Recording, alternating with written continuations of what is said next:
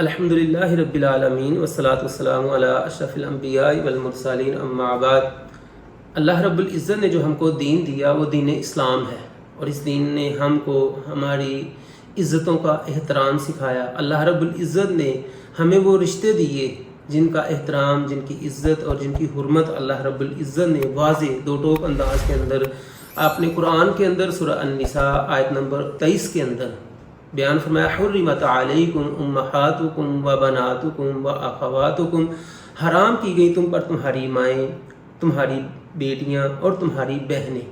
و عماتکم اور تمہاری پھپھیاں، و خالاتکم اور تمہاری خالائیں، و بنات الاخی اور تمہارے بھائی کی بیٹیاں، و بنات الاختی اور تمہاری بہن کی بیٹیاں، و امہاتکم اللاتی ارضعنکم اور وہ مائیں جن کا تم نے دودھ پیا یعنی رضائی مائیں، و اخواتکم من الرضاعۃ اور تمہاری رضائی بہنیں، و امہات نسائکم اور تمہاری بیویوں کی مائیں تم پر حرام کی گئی، و ربائبکم اللاتی فی حجورکم من نسائکم اللاتی دخلتم بہن اور ان عورتوں کی تمہاری بیویوں کی وہ اولاد جن کو تم نے گود میں لیا، اپنی پرورش میں لیا، جن کے ساتھ تم صحبت کر چکے، ان کی بیٹیاں بھی تمہارے لیے حرام ہیں۔ فَإِن لَمْ تَكُونُوا دَخَلْتُمْ بِهِنَّ فَلَا جُنَاحَ عَلَيْكُمْ، اگر ان کے ساتھ صحبت نہیں ہوئی تو پھر اس کے لیے کوئی حرج نہیں ہے۔ وَحَلَائِلُ أَبْنَائِكُمُ الَّذِينَ مِنْ أَصْلَابِكُمْ اور تمہارے بیٹوں کی بیویاں یعنی تمہاری بہویں وہ بھی تمہارے لیے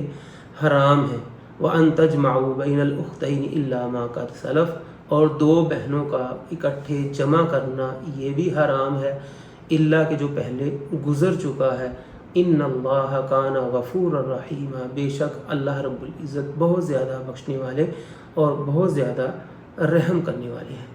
اور والمحصنات من النساء، شادی شدہ عورتیں ان کے ساتھ بھی نکاح حرام ہے، یہ بھی اللہ رب العزت نے 24 نمبر آیت کے اندر سورہ النساء کے اندر بیان کر دیا۔ محترم میرے بھائیو، آج یہ جو اللہ رب العزت نے ہم کو رشتے حرمت والے دیے تھے، بہت سی خبریں ایسی ملتی ہیں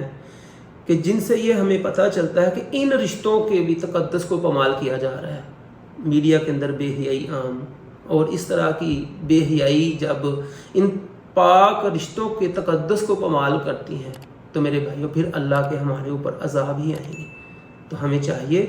کہ ہم اپنے آپ کو اس بے حیائی کے دلدل سے نکال لیں، اپنے آپ کو دین اسلام کی طرف لے کے آئیں، اس دین کی طرف جس نے ہمیں عزت دی، جس نے ہمیں احترام دیا، جس نے ہمیں یہ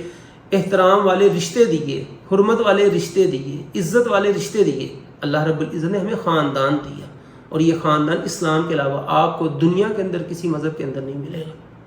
تو آؤ اپنے اس دین اسلام کی طرف، جس اسلام سے صحابہ کرام نے عزت پائی، دنیا کے اندر غلبے حاصل کیے، آج پلٹ جائیں اسی اسلام کی طرف۔ انشاءاللہ اللہ رب العزت ہمیں بھی اسی طرح عزت عطا کرے گا۔ اللہ سے دعا اللہ رب العزت ہمیں اسلام کو سمجھنے اور اس کے اوپر عمل پیرا ہونے کی توفیق عطا فرمائے، آمین یا رب العالمین۔